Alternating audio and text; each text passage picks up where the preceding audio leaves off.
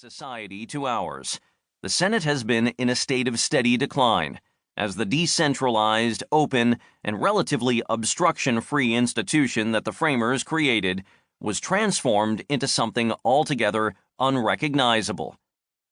Always known for its plodding pace, today's Senate has become utterly calcified. Not all the changes that have shaped the modern Senate occurred within the institution itself. In the 1950s, party affiliation was not always tied to ideology, and bipartisanship thrived amid the endless cross-party combinations that were possible on any given issue. Many conservatives were Democrats, and many liberals were Republicans. Indeed, the most conservative members of the Senate at the time were Democrats, and some of the most liberal were members of the GOP. With senators casting their votes according to cross-cutting regional and ideological alliances more than party loyalty, the most significant issues of the day were commonly decided by bipartisan votes.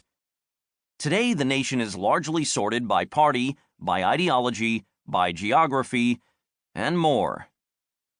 But in large part, the Senate's decline was set in motion by senators themselves, who found that suffocating the institution with genteel gridlock served their interests. Motivated by their all-consuming desire to protect Jim Crow and building on the work of obstructionists who had come before them, Southern senators of the early 20th century honed a procedural tool to empower, for the first time in American history, a minority of senators to systematically block bills favored by the majority. The Senate sits at the heart of American government, and every bill that becomes a law must pass through it. The Senate also controls the confirmation of every federal judge, from the district courts up to the Supreme Court, along with the confirmations of thousands of positions in the executive branch.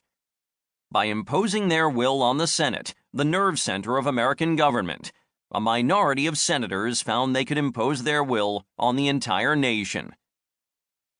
In the Jim Crow era, Southern senators were driven to create new means of obstruction by one overriding goal: preserving white supremacy.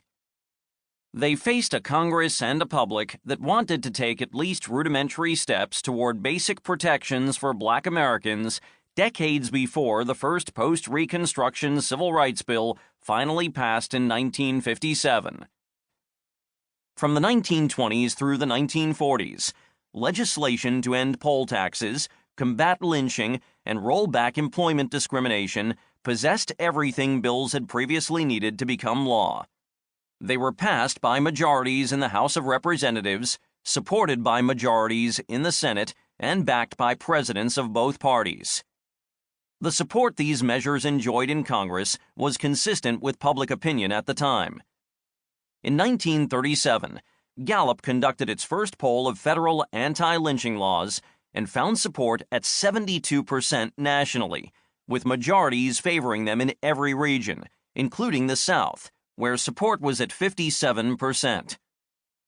Gallup first canvassed the public on poll taxes in 1941 and found that 63% of Americans supported ending them. Protecting Black Americans from extrajudicial killings and improving their access to the ballot were woefully insufficient steps at best, merely enforcing the rights already guaranteed by the 14th and 15th Amendments, and would have still left them facing widespread oppression and deeply ingrained racism in every region of the country. Even so, some of the civil rights measures that enjoyed majority support during this period were comparable to those that would appear in the 1957 bill that cracked open the door to meaningful progress. But for decades before that bill passed, in the face of majority support, Southern senators' obstructionist innovations succeeded in blocking every civil rights bill that came before the nation.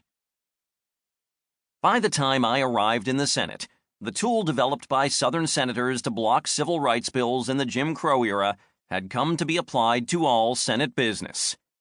Today, it is the norm for pragmatic solutions to urgent problems of all kinds, backed by broad majorities in Congress and the public, to fail in the face of obstruction by a minority of senators.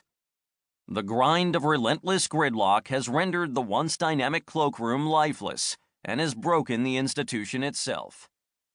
This expansion